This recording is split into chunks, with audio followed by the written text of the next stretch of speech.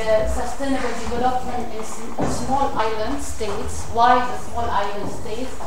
Because UNESCO works for small island states, how to protect them. So I choose Cyprus and Malta because they are in the European, one of the European countries. And I studied in Malta, so I know both countries. This is another view to know where it is.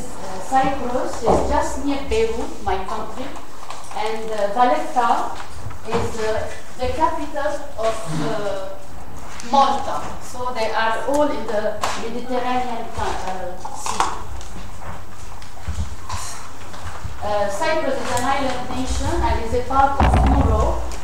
Cyprus became a member of the European Union in early May 2004.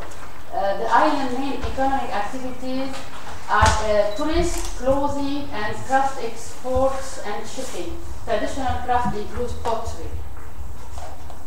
What about Malta? I have put the flags of each country. Malta consists of a series of small islands in the Mediterranean Sea. It is the crossroad of Africa, Europe, and the Middle East. Tourism is important in Malta, but the island also has an expanding services sector. The process of sustainability in Cyprus, in both islands, they took the support of the EU, European Union, and the United Nations, and by doing strategies and policies. But really, they were very good policies and strategies that they follow them and apply them. The process of sustainability, how it was done. So I answered what is sustainable development. So it was a process, a continuous process, and how it is done. The process in Cyprus and Malta, policies for sustainable development are implemented through multi-annual strategic development programs and environmental management plan over the last decade. 4 strategies were put in place with priorities for water scarcity, energy disparity, the transport sector, and the littoral. Because as they are islands, they have problems with the littoral near the water. So I included this. It wasn't in my case study, but just to know what are UNESCO works in this context. They contribute to MDG's goal by linking poverty and adult learning, contribute to EFA education for all goals, by creating an environment that will facilitate adults to succeed in their learning as a human right, contribute to education for sustainable development goals by identifying of priorities areas for research and development publications and advocacy tools for sustainable awareness. Operational by investing in skills for sustainable growth. This is the main work of UNESCO in the area. What are the sustainable success in the 2 islands? Cyprus and Malta are growing faster in strong sustainability and deep ecology. The success of both countries is attributed by the European neighborhood policy, beneficial of economic growth and social coherence, raising living standards and protecting the environment, therefore contributing to the long-term goal of sustainable development in the Mediterranean region. This is a chart. This is the best one I found, comparing human development with other countries in the Mediterranean area, where Cyprus is a little bit higher than Malta, slight difference. The sustainable development, as I said, is a dynamic process in both states. It is it was adaptation, learning, and action. This was the process dynamic. They have achieved socio-economic growth and high living standard over the past several decades, despite limited natural resources. National statistics and media claim that extreme poverty has been eradicated in Cyprus and Malta, and the poverty exists only as a relative measure. That doesn't mean that it doesn't exist poverty. There are some little. The two islands have attained a relatively high level of human development that can make the Millennium Development Goals achievable within the planning period. Public awareness of the MDGs in Europe has a strong impact on sustainability development in Cyprus and Malta. Sustainable development is a fundamental target set by the EU, the United Nations, and various other organizations. So I found this, that the EU and the UN, they challenge us to enhance sustainability in both small countries. So each island, they had small steps, but with big results. We don't have to make big things, but by doing small, we arrive to our end. So this is our office in Beirut. Thanks a lot, Dina, and all comments are welcome. Question? Yeah. I'm just curious because on the slide with sustainable development success, you mentioned deep ecology. What do you actually mean? Deep ecology, which was written there. Deep ecology. Yes, they have a, like I said, policies and strategies in the 3 dimensions. So you mean it was deeply applied. So you mean like environmental approach? Yes. Pillar, yes. Like with reuse water to supply. They have scarcity in water because in Malta there are no rivers. It's a rock.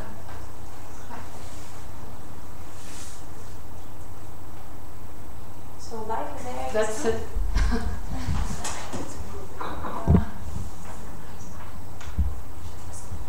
Okay, I hope you visit the region one day. I think so. Definitely. Thank you.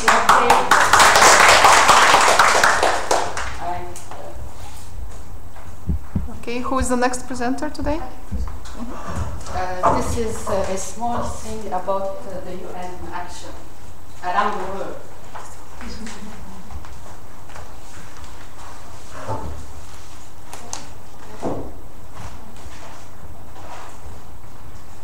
I would first like to say that I had backed out of presenting, but due to public demand, I'm here.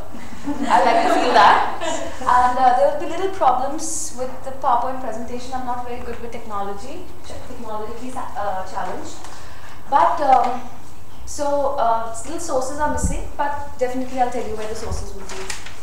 Everybody's talking about sustainable human development, and yesterday what I gathered, people wanted to know more about India. But the thing is, I'm not looking at India, I'm looking at one of the development projects which is being initiated by the World Bank in the region of Uttarakhand. It's a new developed state which came into existence in 2000, and it was because of local struggle and resistance that it separated from another state, and the entity of Uttarakhand came into existence. When talking about sustainable human development, what do you think is sustainable human development? Well, you've done a lot about it, so I don't want to get into that. But I'm not looking at the outcome. What would sustainable human development be and everything. What I'm more interested in looking at the process of sustainable human development, because till the time you might have the goal, you might have the outcome. But if you don't have a proper process, there can be problems in it. So according to me, what I would take out, the process of sustainable human development should be harmonizing in nature, where you mix and integrate different goals, activities, approaches, and properly synchronize them. And it has to be interconnected. There are a lot of chains, and that is the way in the path which define the goal of sustainability. Path is very important. Now looking at Uttarakhand, I'm looking at a watershed management project, and this is the geographical location of Uttarakhand. There are 44% of people who live below the poverty line, and it's a hilly area. out of which about 60% people they fall back on agriculture. Now the problems of Uttarakhand is that it's a hilly area, so people have low possession of land. They don't have modern practice of farming. There's low productivity. Soil and steeps are very sloped, so you have to do terrace farming, and with rains, the water gets washed away. So environmental degradation and the fertility of the soil gets affected. And there is no basic rural infrastructure. Now, this is the project, Decentralized Watershed Development Project, which was started by the World Bank, which has been funded by the World Bank, and now this was a study, which was my MPhil study, and I'm taking, because I do not have much hold on the quantitative aspects of it, so I chose this study to understand the process of how the sustainable human development can work. Now, looking at this, I just want to say that this is the global, this is the national, or you can say the regional, and this is the local. Where global is the World Bank as its funding, national is the Watershed Management Directorate, which is implementing the agency, and the last one is the people of the area. And this is the whole area of the project, which I don't think so. And this is the map of Uttarakhand, and these are the areas where the project has been implemented. The project, with the help of GIS and other conditions, they chose certain areas, and the project, and it is scattered all over the state. And this is the expected benefit: 10% increase in household income, 10% in biomass, 15% increase in availability of water, 20% increase in institutional capacity of Gram Panchayats. Like you have municipals in India, we have Gram Panchayats, which is the lowest form of political institution which has been legalized, and this through the one of our passing of our 73rd amendment. And the project is very inclusive because it looks at marginalized groups, scheduled caste, scheduled tribes. We have a lot of castes and tribes in India, and the aim was to increase the interaction of people in the Gram Panchayat meeting. Now, the scope of the study, as I mentioned earlier, is not to look at the outcome of the project, but this project is successful, and I'm trying to understand how it got successful, because there have been various ways of implementing watershed projects in India, and especially in the state, but this project has been successful.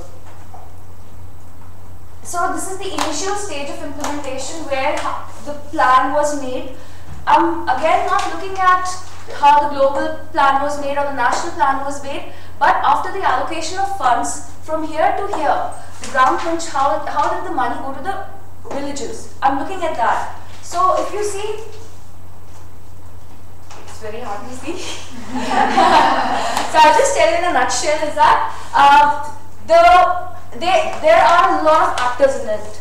There is environmental safety measure. There are a lot of technical supports. There are field NGOs, and I would who act as a mediator between the national governments and the local people, and even the global and the local, because the area is so inaccessible that the field NGOs are the one who go and who meet the people and who tell the people about the plans and everything. So it was a very long process where in the first, how the money was allocated, they have the decentralization project is also called Gramya, which means village, and it's called, when the plan and the implementation level, it's called the Gram Panchayat Watershed Development Plan, and it took a lot of engagements with the civil society actors, the field NGO and the various other officials, and once it got passed, then the money gets distributed amongst the various groups. They have user groups, they have vulnerable groups, they have household groups, they have special allocation for women and everything. So this is just a part of it. But what I really want to focus is on, this is the decision-making process. What I want to focus is on is that earlier there was, this is the before the project started, this was the engagement of people in the Panchayati Raj institution. Afterwards it got increased. Why is that so? It was so because of the field NGOs and their participation in the process, where the field NGOs went, they met and they convinced the people. The thing about such grants and projects is that it doesn't start on their own. People don't go and say we want a project because they don't even know what World Bank is, what officials are. At times they're far way inside the interiors. So the watershed management officials, they recruited NGOs, they went to the NGOs. The NGOs went and talked to the people and encouraged them. It was not in one go that it happened. It took about 1.5 years, and in many cases because of group clashes, caste problems, the project did not even start. So this kind of interconnectedness needs constant communication. And in many cases where I also visited, because looking at the project, it's a different thing. Looking at the reports is a different thing. I personally went to 2 of the villages which were pretty far off, and I saw how the field NGOs interacting with the community people and the Gram Panchayat people during their decision making. And in which I saw that in one of the places there was a family, old couple who had lost their house. There was some sort of disaster, the house broke down. They did not have money. They were from, they had prepared different classes, A, B, C, and then the vulnerable group. So it was the people who said, you should allocate them money for a shop. But they were old. The area is very high, and the only mode of transportation is a bus that goes probably and comes back, and old people cannot go down and get the stuff. So the field NGO people were like, no, we'll give them poultry farming because that is something that they can do and they can start their living. Constant interactions with the field NGO people in National Watershed Management Project. They would go and talk to people, the officials. They would say that this is what the people want. In the whole month, every day they would have been allocated villages. They would go, they would come and they would tell the feedback and brief about the officials, because officials cannot go everywhere. They have other things to do. So here the work was given to the field NGOs. On the same time, there was a mechanism of checking the field NGO. It's not that every time the NGO people can be right. At times, because of, as we discussed earlier, the nature of the personality can be such that it can be dominating. Some people are receptive, some people are dominating. One of the areas where I visited, the NGO people were dominating. They said, no, you have to do this, you have to do this. On the other side, there were NGO people, they said, okay, let them decide about amongst themselves. If there is a problem, we will definitely come in. And there was an interesting case there that the female participation was very high. It was there, it was there. And even in the project, because females are the one who will stay at home. So earlier, they did not have a lot of exposure, so men could do whatever they wanted. In fact, they would take the money, party. But after a while, the females, they got exposed to things. They were earning, they had a say in the project. They said, because it's a small village, if anybody goes out, हम भाग के जाके देखते हैं कि कहाँ जा रहे हैं. We run and see what they're doing. So there is where gender implications also come. So I think I'll just wrap it up. So the conclusion is that the process of sustainable human development needs to be very harmonizing in nature. If you remember the first presentation where the B group had talked about governance, good governance, and we made a whole diagram over here, there has to be checks and balances. Even for the field NGO people, the watershed management officials need to ensure that they are doing properly. The World Bank needs to show that they are doing properly. They have to give feedback. It's a vicious circle, but it needs to be followed. There are various other actors who are also involved in it. Like there's an organization called TERI which did the midterm evaluation of the project. even though the government officials were doing it, the World Bank had appointed Tehri to do the midterm evaluation. Well, another thing is that there have to be a lot of level of checks and balances that have to be there in a participatory process. And it's not true that participation is good. There's a lot of literature, especially in the 2000s, which has criticized participation, has talked about participation as being a tyranny, because within the groups the dynamics are such that the elites might benefit from it, others might not benefit from it. And yeah, so I think that's it. Thank you. Any questions? I wish I was well dressed up. Yeah. So that was very emotional lecture. So we expect very emotional feedback. I just squeeze something. Can you please go back to negative aspect of participation? Because you mentioned at the beginning this process was successful. Yes, it was successful. But the thing was, there were checks and balances. If the field NGO people, they were imposing. Because it's a very long process, and I'm so sorry I wasn't prepared. There were other mechanisms of it. There was procedural standards of checking participation, of checking such things. They have feedback. Villagers could write, and there was a box. They could write whatever how the project was going on. They could put it in the box, and they would send it to the Watershed Management Directorate. When the World Bank official comes, they don't let the field NGO people come. The field NGO people assist them to the villages. But the World Bank people have their own translators to interact with the villagers. So this way, you can check. It cannot be 100% true. It cannot be, definitely at times it can happen that what might be suitable to me might not be suitable to you. There are chances, and especially when there's a lot of people, there's a lot of heterogeneity. It so happens that what is right to you might not be right to her, not be right to me. So there has to be consensus, a point of interaction that needs to come.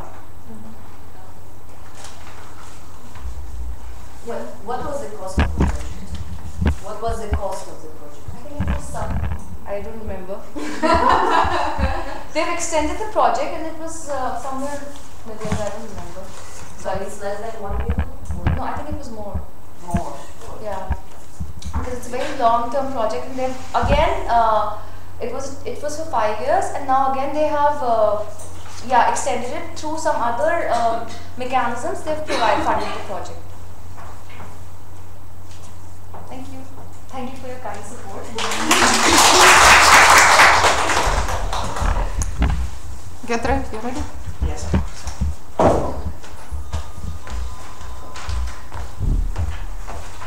I'm in the same situation as Dana, so it was more. Not looking good. Don't be so harsh on me also. So my case study was Energy for Sustainable Human Development in the case of Lithuania. As most of you, I expect that knows that Lithuania also a very small country. So before going to energy issue, I would like to bring some realities of country realities, what we are facing, and in what conditions and circumstances we are actually trying to achieve energy for everybody in the region. So I try to bring some key factors and key, let's say, even numbers based on all 3 pillars of sustainable development. So starting from the people, social challenges, what we have in the country. As most of European countries, we also facing dramatically aging society. And employment is extremely increased. And although in 2010 it was 17.8%, we are improving these days, and I checked the last data at the beginning of this weekend, it was only 15.3%, so let's say we are improving, but we are still having big unemployment, despite that we have great immigration rate. And a lot of people are leaving the country. To give you a bit of numbers, we have a population of 3.3 million roughly. So last year, the country, 54,300 citizens left the country, and 44%, so nearly half of them were 20, 29 years old.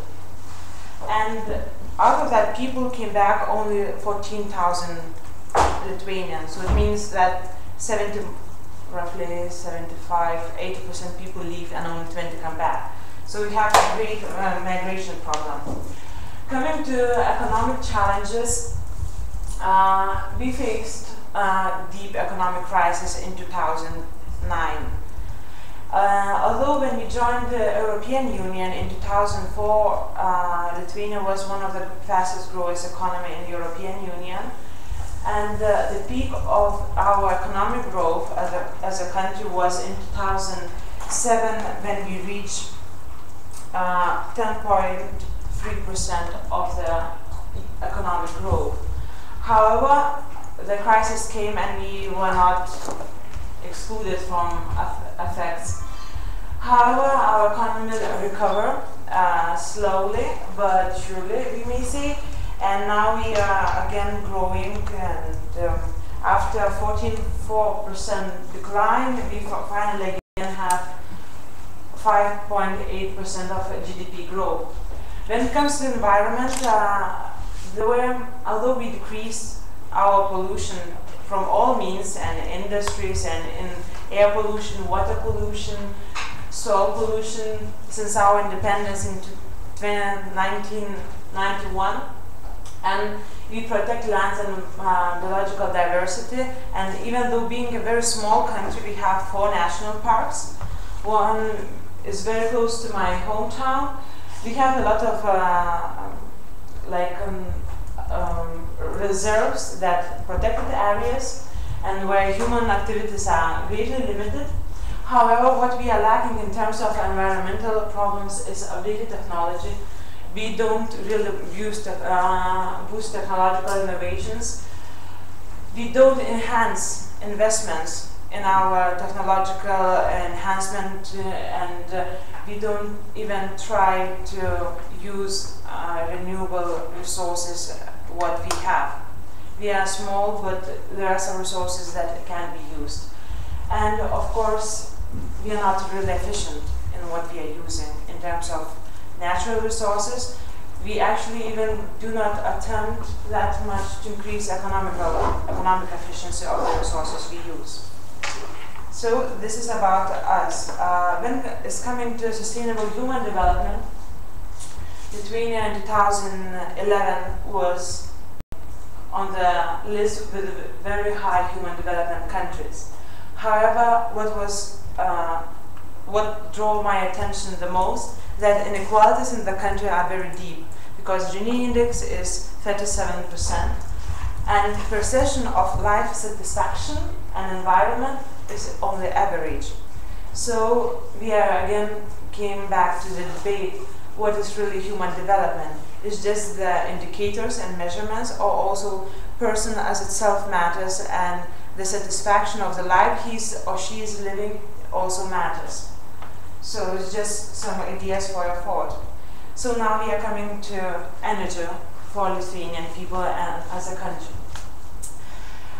Historically and politically, we were a bit better off than other Baltic states, Estonia and Latvia, because we had our Ignalina nuclear power plant, and it's pity that you cannot see very well, but this area is green, because we have nuclear power, we have energy for people, we most actually of energy produced in the power plant we've been exporting, so we have income, we have better export import rates, and everything is good. Everybody is happy, although nobody remembers that this nuclear power plant was built on tectonic platforms, just connection. So if even it's old continent and old part of the continent that most don't use, but if it decide to use because of the all changes happening in the world, you would face big drama, what maybe happened in Fukushima last year. Although our nuclear power plant also received a lot of attention because it has used the same type of reactors that was used in Chernobyl in Ukraine. So, but there were a lot of investments and concern towards increasing safety of the nuclear power, and lately it was recognized as one of the safest nuclear power plant, if we can consider that nuclear power can be safe. But then the environment starting a bit to get hotter, if I may say so. One of the Lithuania's accession to the European Union, very important point, is the agreement to close the nuclear power plant. And although many politicians agreed that it was a mistake in European level, in national level, but the decision was made, everybody signed, so we had to implement it. In 2000, we joined the European Union together with 10 other countries in 2000 in the 1st of May 2004. So we had to close one reactor, and in the end of 2009 another one.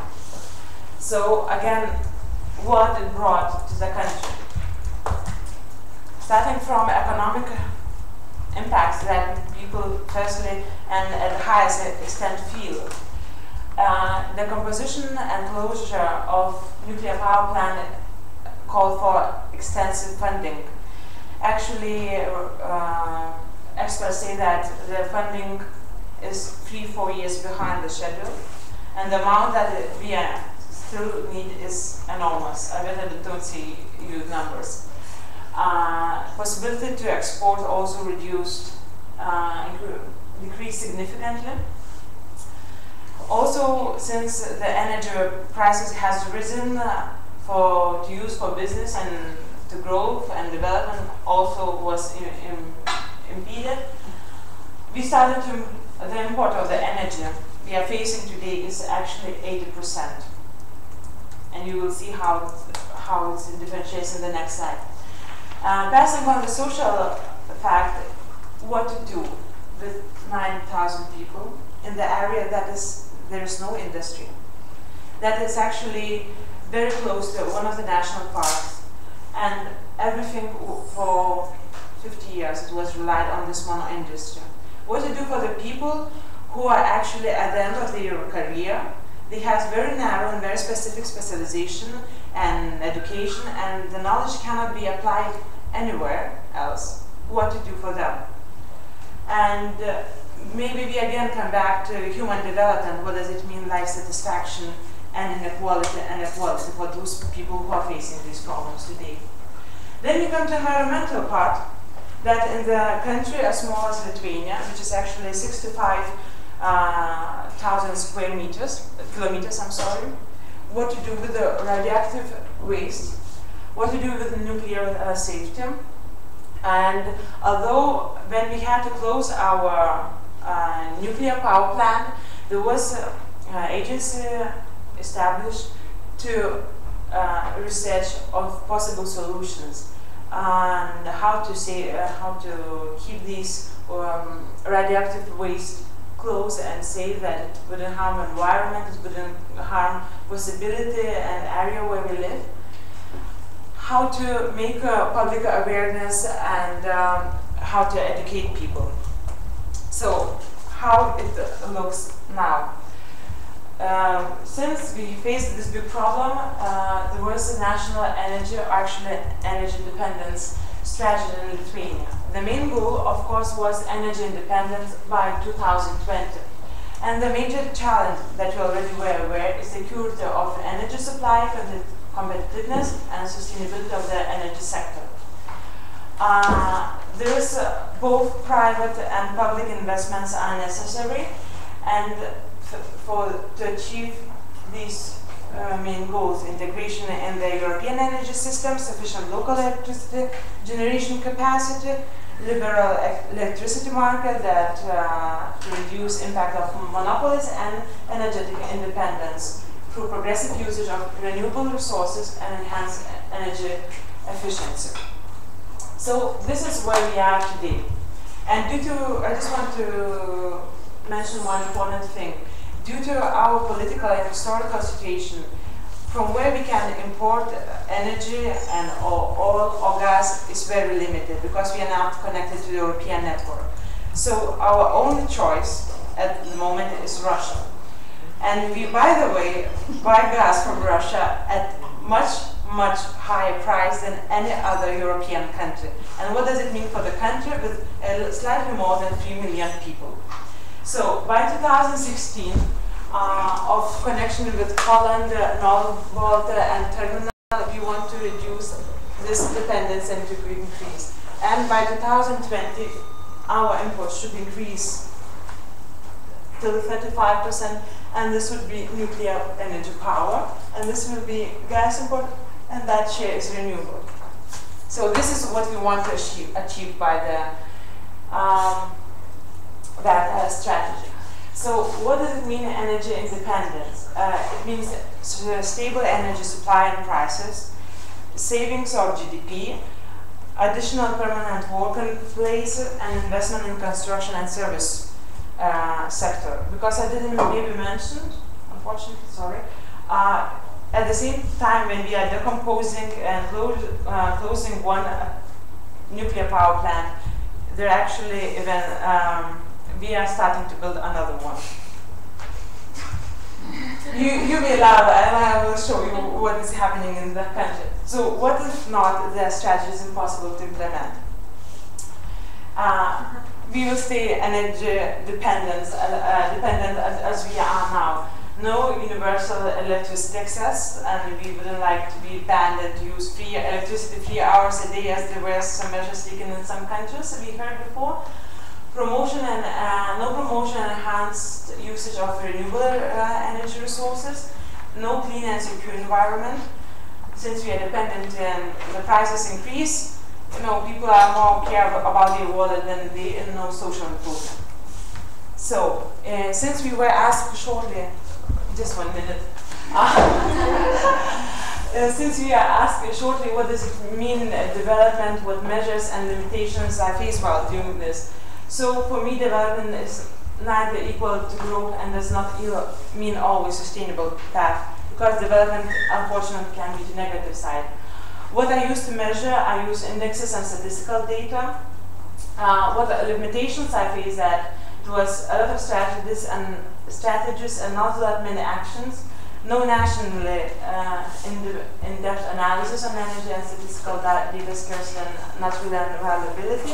And what my point is, statistically, is the biggest lie that exists in life. So be critical and read the numbers. That numbers also can lie. And just I'll take 30 seconds. What's been happening in Lithuania, very shortly.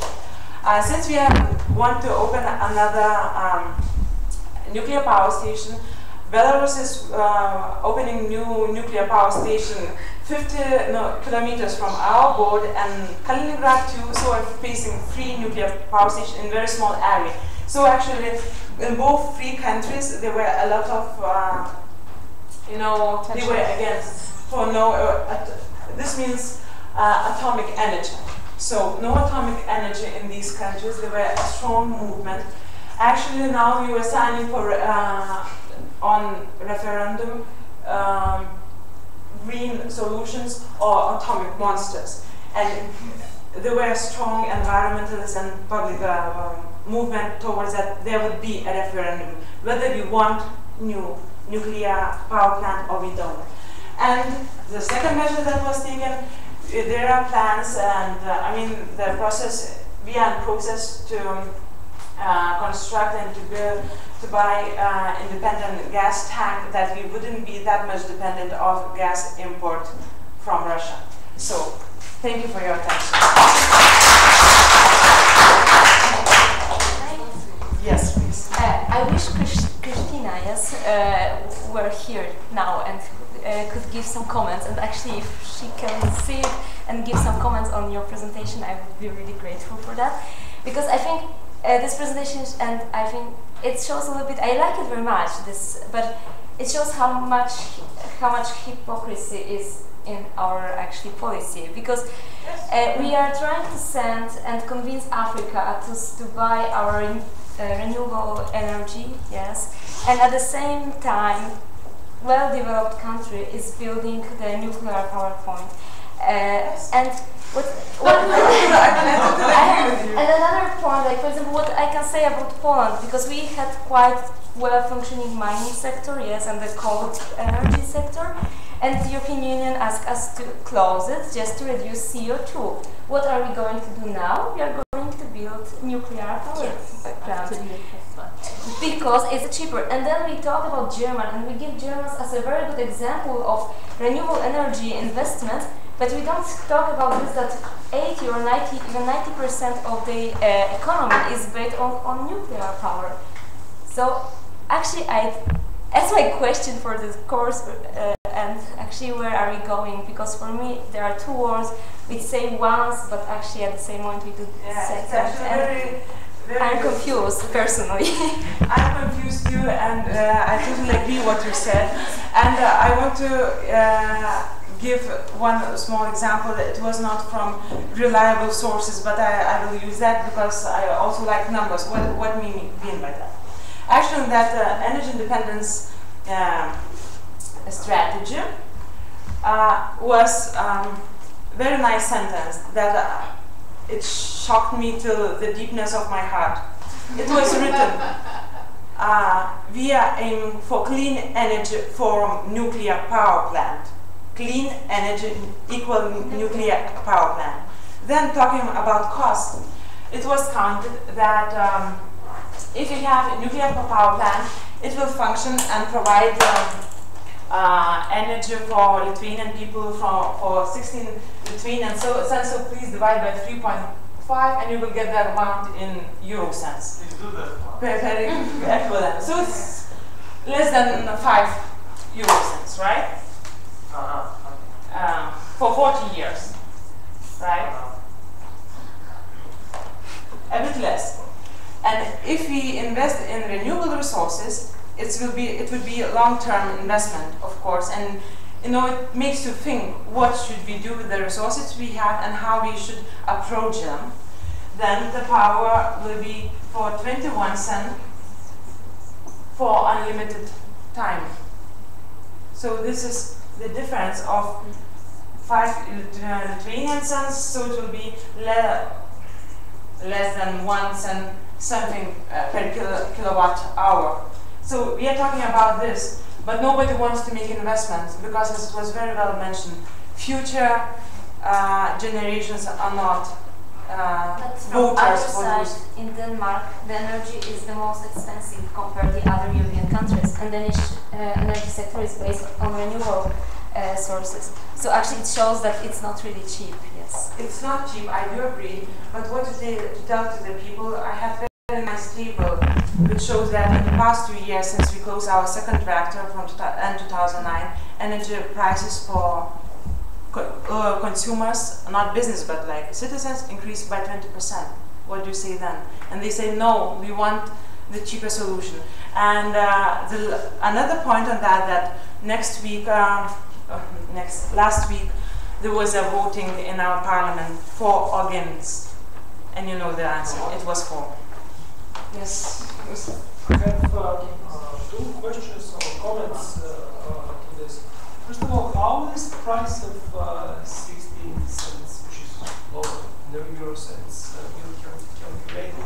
Does it take into account the cost of decommissioning and the cost of No, it was just some. It was actually I didn't take from any reliable resources, but this is what actually politicians push when they push for. That's my point. I know that it cannot be the cost of decommissioning, and even it does not take the cost of reprocessing, processing and fuel. Yes. So this is flat line. Yeah. Yeah, this is Simply bad life and a way of just offloading the costs on the future generation. And if anybody says to any normal person, listen, you will be paying 16 cents, but your children then will be paying additional 25, 30 cents, because roughly this is the proportion. Yeah, on top of what you think you would pay, then there may be a different story.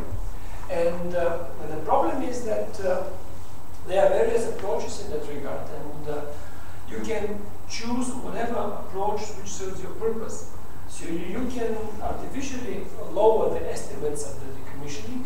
You can simply drop some of the costs for reprocessing the fuel, or you can use some historical estimates based on totally distorted, for example, from the period of Soviet Union, which there were no crisis mechanism setting terms. So this is a huge political issue because it's a matter of lobbying as well. A huge money related in terms of construction and operating investments. And this is one comment. And second, unfortunately, in those cases when big infrastructure projects, energy infrastructure projects are being solved, nobody or very rarely the issue of consumption side is used. Usually what is being done is extrapolation of the historical trend of consumption increased by X number of units due to population and increased of simply consuming more because we live better. This is another fundamental flaw, also speculative, because it provides argument for this lobby, in this case, the nuclear lobby. But there is a message there. Unless we address both the production and the consumption side of energy, we can't get anywhere. And this is very technologically sophisticated, extensive way of doing things. So you simply increase the volume of resources and offload to future generation. Yeah, actually, it's exactly this is what's done.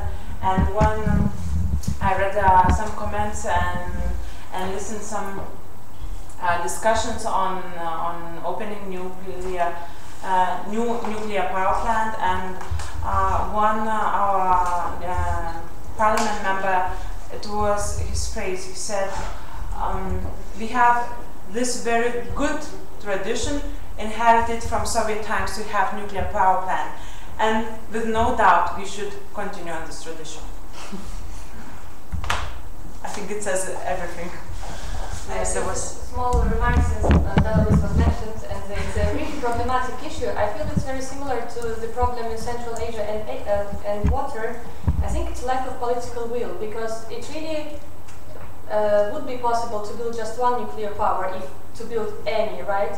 Yes. So I think we as future generations and future decision makers should really learn from this. That's probably at some point we will learn and we will not do this kind of, I don't know, fatal mistakes, probably. I hope not. But yeah, I hope so also, because even though that it was voted to have no referendum of building nuclear power in the station, nuclear in the country, but there are some still movements, so we hope that, because actual politicians go by all possible means not to have referendum, because actually I'm sure that they would have very bad dreams, and they would understand that probably most of the population would vote for no having. that's why we don't have referendum. It's part of participation, as Vavna has been saying. I think Alessandra was raising the hand. Oh, No. it's been covered. Okay. Somebody else? Thanks, Gidre, for a very interesting piece.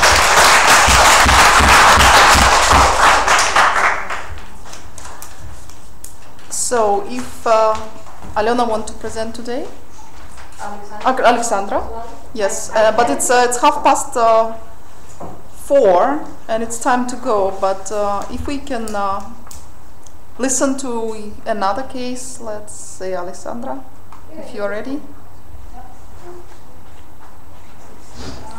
While I copy the presentation, I will tell you that my case study is similar to Gidre's, only it has to do with resources extraction, gold. I was interested in a small community located in the mountains, which is considered to be one of the most rich in gold and silver areas in Europe.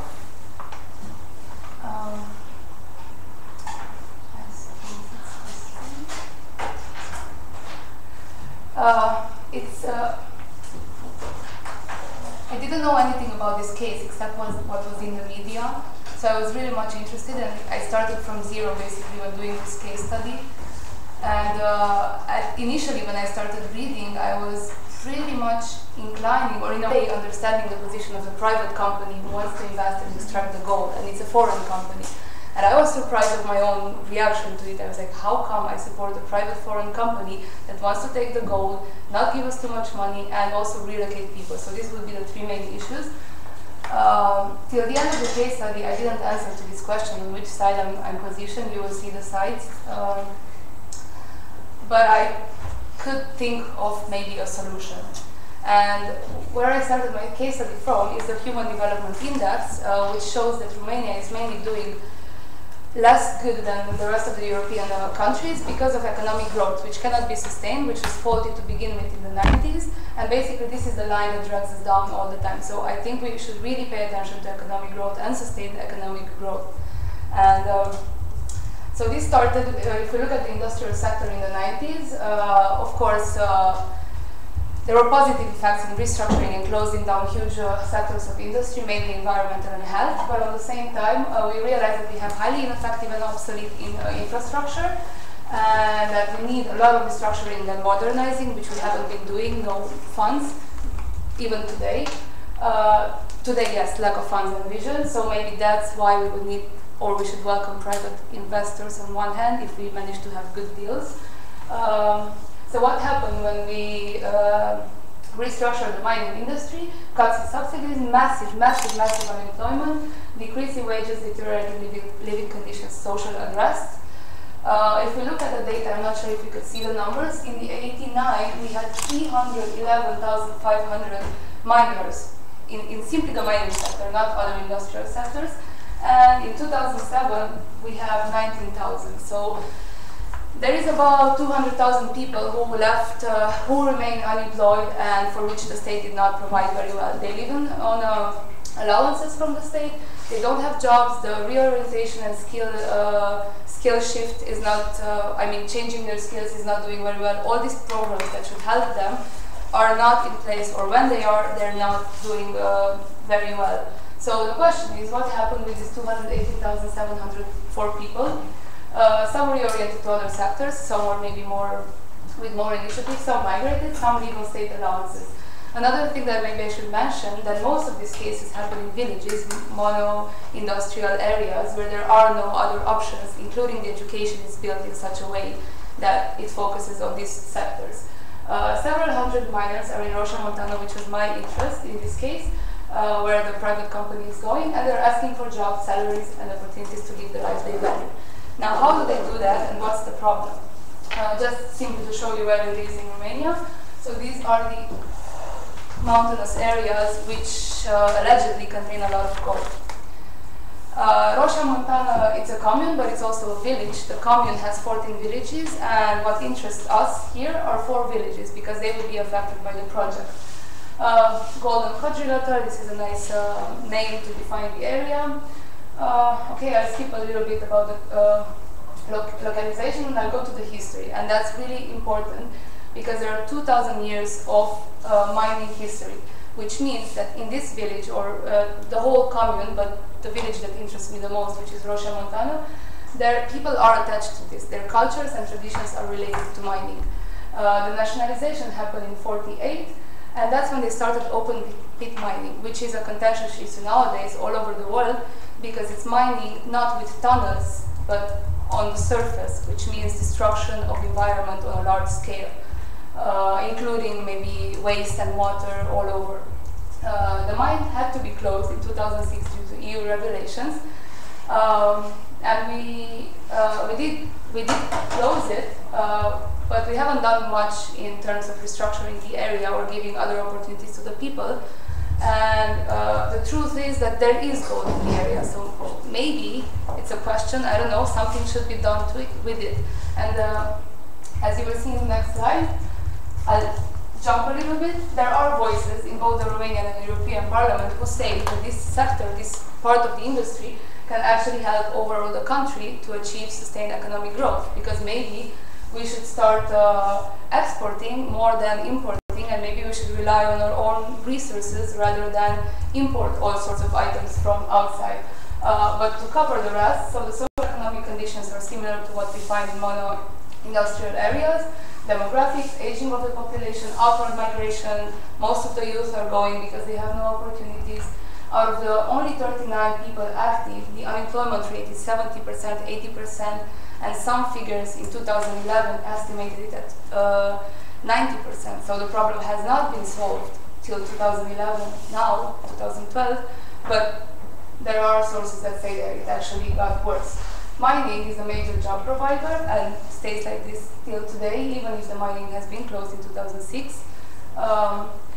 The money that they receive, the salaries, are mostly related to mining, so 66% of all the income comes from mining, whereas only 2% comes from agriculture, and of course poor infrastructure. Concerning the environment, you would think that closing a mine would fix the problems and you would have less problems, but it's not the case, because not having the proper funds, there was no proper closure program and there was no rehabilitation done. So basically all the waste and the water goes through the tunnels, gets on the surface and poisons the water, and that's not being solved.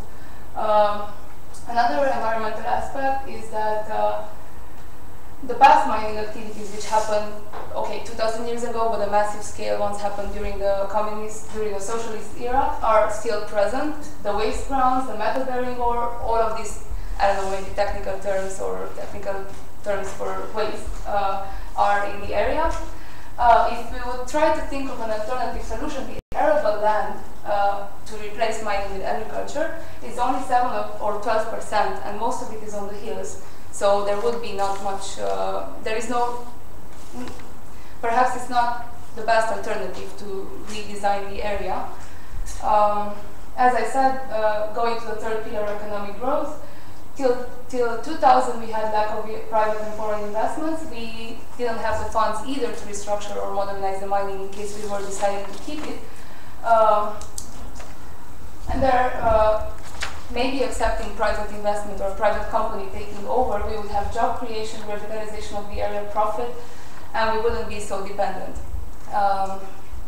But it's all very, very debatable, and that's what was interesting about it. And my case study tried to debate the whole issue from a sustainable human development perspective, and I do not have an answer. So if you can position yourself, that would be great. So these are just the graphs to show you that the yellow one and the pink one. So the pink one is total employment, the yellow one is employment related to mining. So they go in parallel. And income, this is income coming from mining activities, directly or indirect jobs related to mining.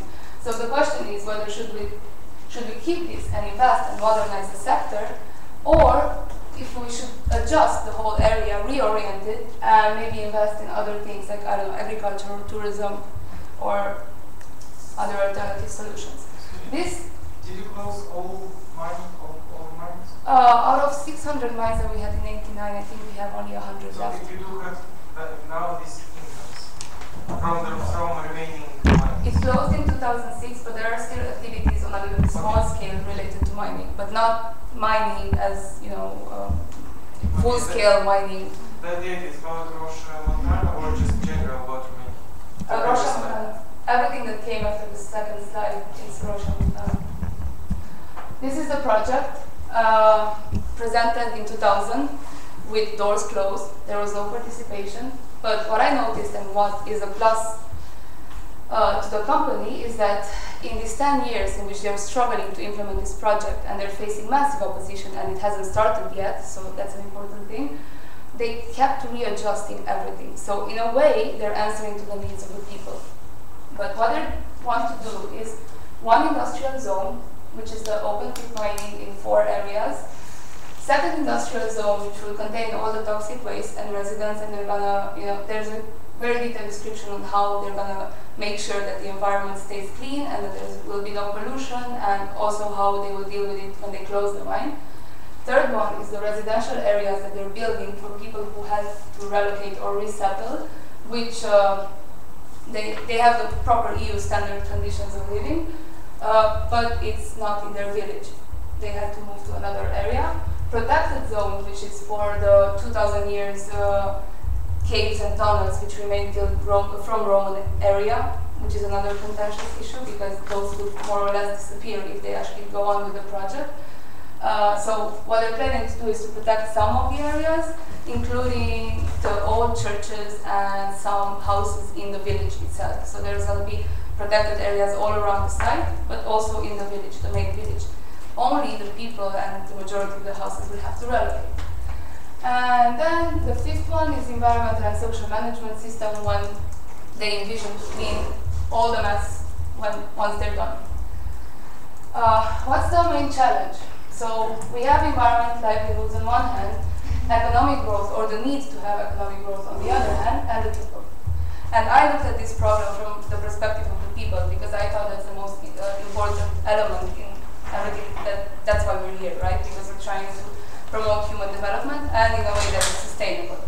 But the people are divided. So on one hand, you have the people, activists, NGOs, including in Hungary, governments, cultural centers, the Academy of Science in Romania, all of them against the project because of a lot of reasons that will come after this slide. On the other hand, we have a lot of locals, the mayor, and other NGOs supporting this activity, saying that we do need job creation, we can't leave those people alone, we do need to extract our resources, we need to make the best of it. And so I don't know how could we choose between, because if we take the approach of we do what the people want in a participatory way, they are still divided, even among their communities. So I think it's very interesting and tough. Whether there is sustainable human development in the area. It depends, the question, I mean, the answer depends on where you're looking. If you look at the documents of the private company, it seems that what they're doing is sustainable human development. They propose, they take care of the environment, they offer jobs, they propose to do everything in a nice collaborative manner. Okay, these are latest developments because in 2000 it wasn't like this. So let's go with the positive effects, which is mostly the company promoting. They say they address the current pollution, they have it in their papers, cleaning everything that's now there. Plus, they will make sure that when they close the mine, everything will be, they re-ecologize, they're going to plant trees. They, for example, plan to cut 200 hectares of trees, but instead they will put 1,000 back. So it seems from the papers, on the paper, that everything is pretty much okay. Revenues which could be reinvested in the area. As you see, I put in the brackets questions, because that has to do with the Romanian government, with whether they're going to reinvest that profit in the area or not. Again, concerning the environment, potential cyanide accidents and bare lands. I did not mention the cyanide because I would create a whole new paper about environmental issues, but they are planning to use cyanide. That's how open pit mining works.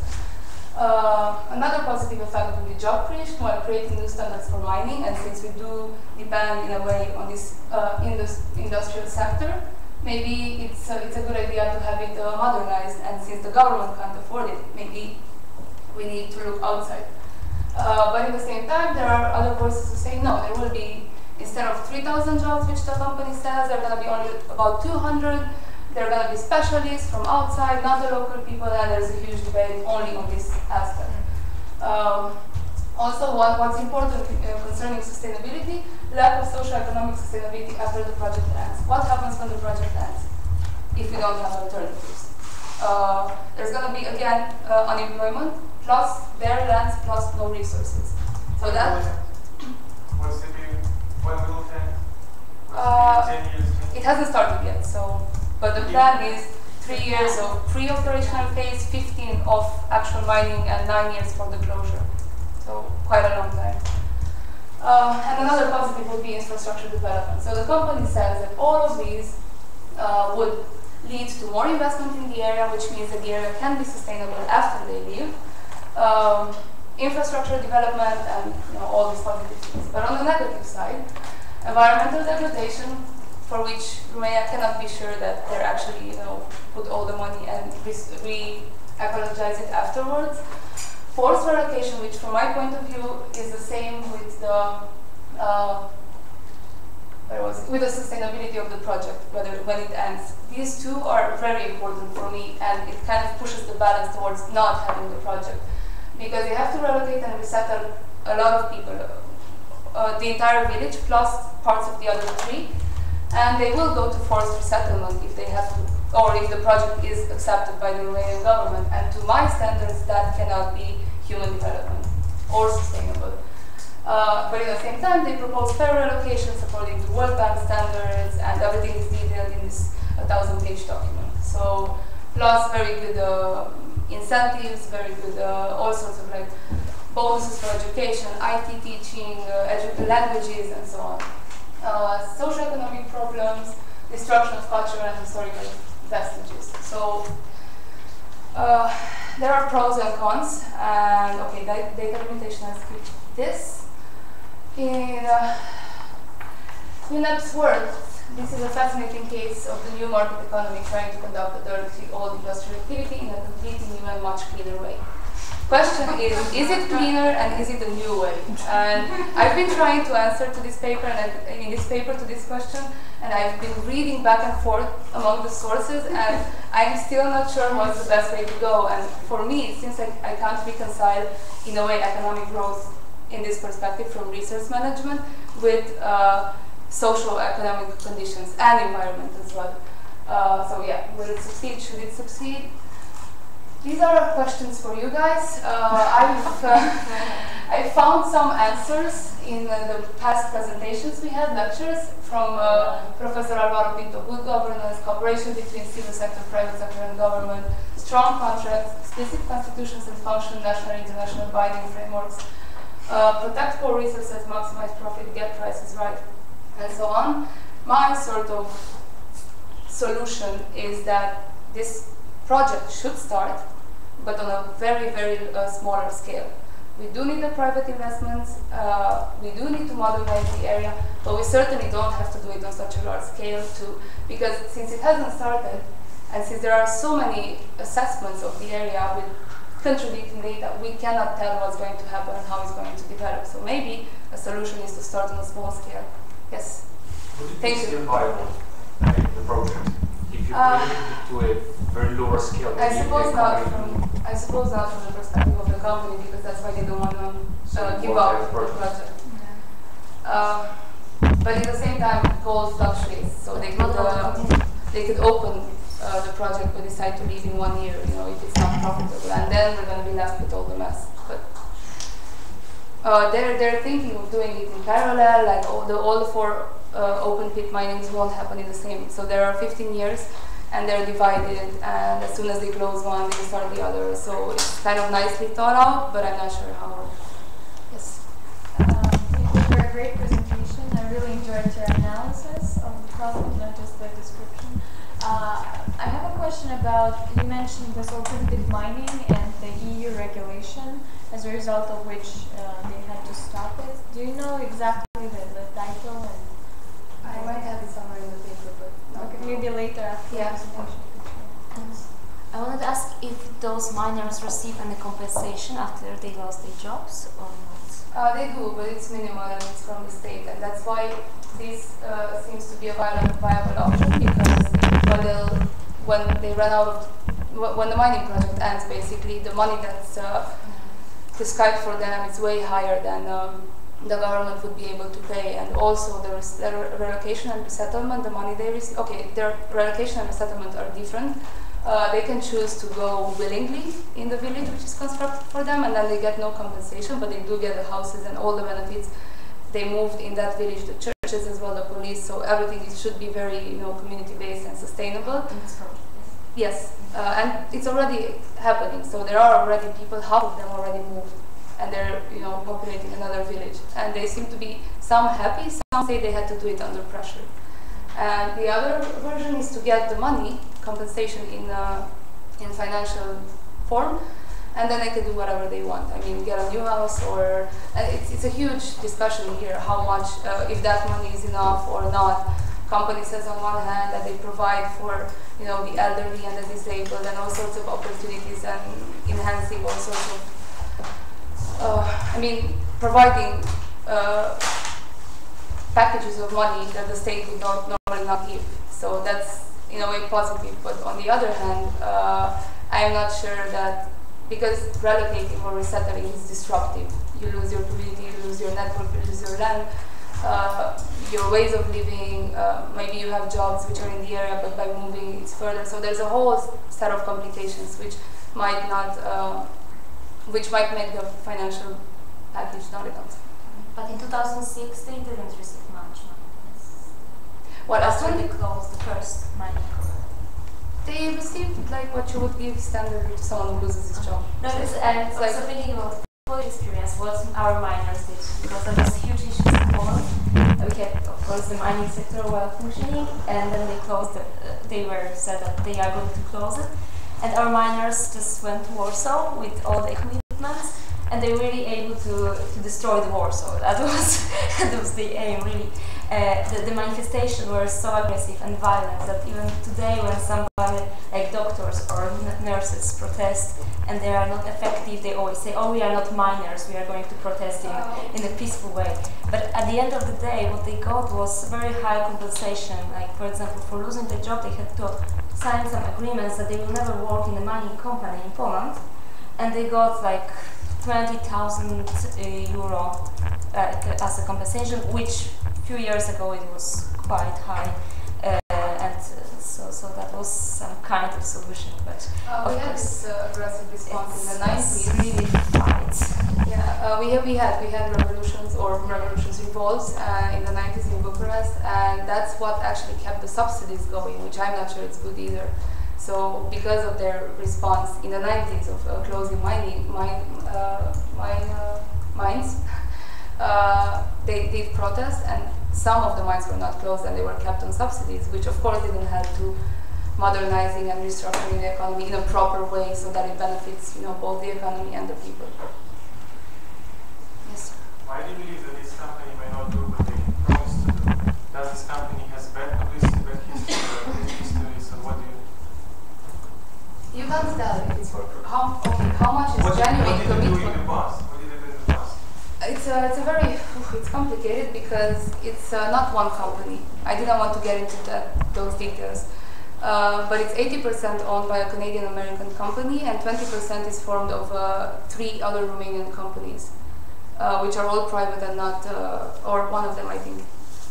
One of them is the legacy of the one that was there till 2006. And it's very, very hard to tell how much profit is going to come out of those 20%, which are already, some of them, private companies. So if the majority is held by a foreign investor and therefore profit, I mean, they calculate everything. You can't tell how much is genuine commitment to all these developments or how much they invest in these developments just to, make their profit. I mean, I can't tell. Well, of course, they're making investment for profit. It is a mining company, so you cannot expect that they give up any unit of the product. Nonetheless, a point that could be maybe a bit more analyzed is relating to royalties. They're bad. Okay, but how the royalties will be used? Will they be paid to the national government, and then it is up to the national government to, let trickle them down to the local communities, or there is any way that this mining company can maybe pay in royalties directly to the local communities? Because this would solve quite a lot of problems, usually in the oil and gas sector. Yeah, that's why I'm thinking that strong contracts and maybe cooperation should be part of the solution, because currently they pay directly to the government. It's only 2%, which is considered to be very small, and they don't pay trade imports or development trade taxes or development taxes for them being there, because it's considered to be, I'm not sure what's the word, a poor area. It's catalogued in a certain way, which means that investors do not pay taxes there. And they also, for some reason, were absolved of paying taxes of when they take out the gold. So all in all, it's not very good in terms of profit and bringing it back to the community. Is it any other solution, like for example for local community to organize just really own businesses on a smaller scale instead of this company? Mining, you mean? Yes, Or the miners, can they organize themselves and start some business on a smaller scale, more sustainable, instead of this profit concentrated company? Yes, probably.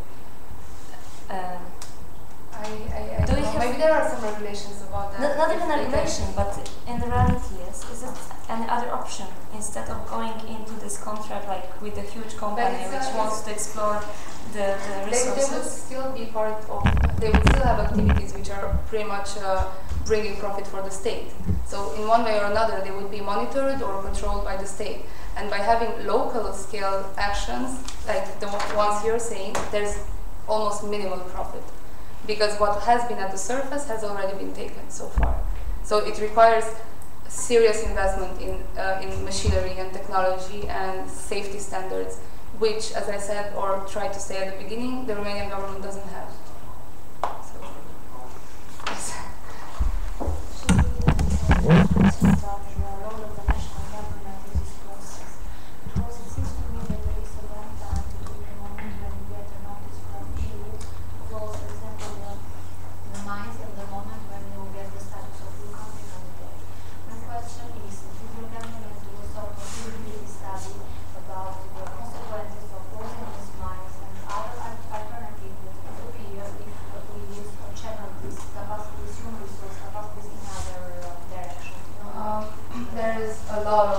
Studies, and the contract between the foreign company and the Romanian government was signed in 2000.